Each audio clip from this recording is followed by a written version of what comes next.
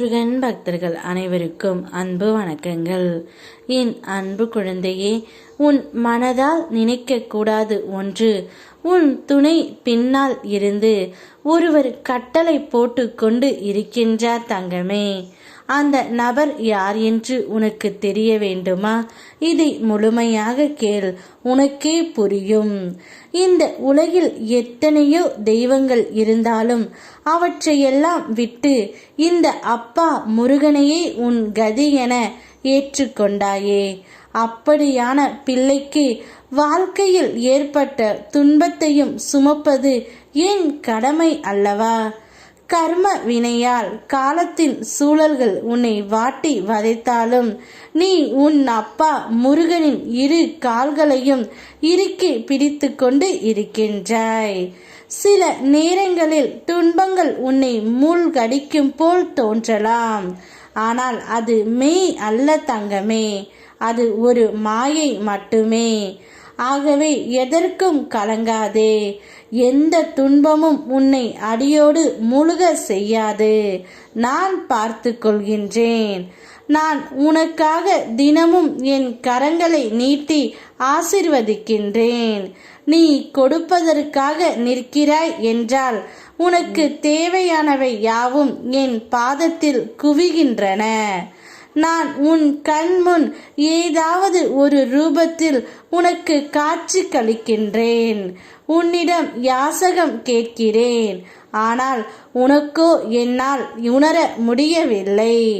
பசியால் துடிக்கும் மனிதனாக கையேந்துகின்றேன். உன்னிடம் தாகம் தீர்க்க பறந்தோடி திரியும் பறவையாக திரிகின்றேன். உன் கண்முன் சாலையோரம் சுற்றி திரியும் பசுவாக தெரிகின்றேன். ஆனால் நீயோ என்னை உணரவில்லை. என் ஆலயத்தில் நான் இருக்கின்றேன் என்று அங்கு சென்று எனக்கு அத்தனை தேவைகளையும் செய்கின்றாய். ஆனால் உன் கண் முன்னே கையேந்தி நிற்கின்றேன். என்னை கவனிக்க மறுக்கின்றாய். உன்னுடைய மனதால் கூட நினைக்க கூடாத ஒன்றை உன்னுடைய துணையின் மனதில் இருந்து திட்டம் போட்டு கொண்டு உள்ள நபர் உன்னுடைய தோழிதான். கணவன் மனைவிக்குள் புரிதல் இல்லாமல் சின்ன சின்ன பிரச்சனைகளை பெரிதுபடுத்தி குடும்பத்தில் நிம்மதி இல்லாமல் இருக்கின்றீர்கள். விட்டு கொடுத்து வாழ பழகு. உன்னையே உயிராக இருக்கும் உறவை சின்ன பிரச்சனைகளுக்காக கண்கலங்க வைக்காதே. நீ எதிர்பார்க்கும் அன்பை கொடு. அதைவிட பல மடங்கு அன்பை பெறுவாய்.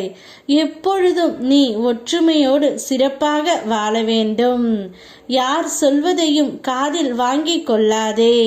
நீ நினைக்க கூடாத என்று நினைத்த விஷயத்தை நினைக்காதே. உனக்கு என்ன வேண்டும் என்று உனக்கு தெரியும்.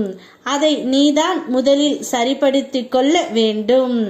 உன்னுடைய வாழ்க்கையில் யாரையுமே நடுவில் இழுக்காதே. உன் பிரச்சனையை முடிந்தவரை உன் துணையிடம் சொல்லி தீர்த்துக்கொள். மூன்றாவது நபர்களை இழுத்துவிட்டால் பிரச்சனை அதிகமாகத்தான் வரும். இல்லை என்றால் அப்பாவிடம் சொல். உனக்கு நான் வழிகாட்டுகின்றேன். யாம் இருக்க பயமேன். ஓம் முருகா.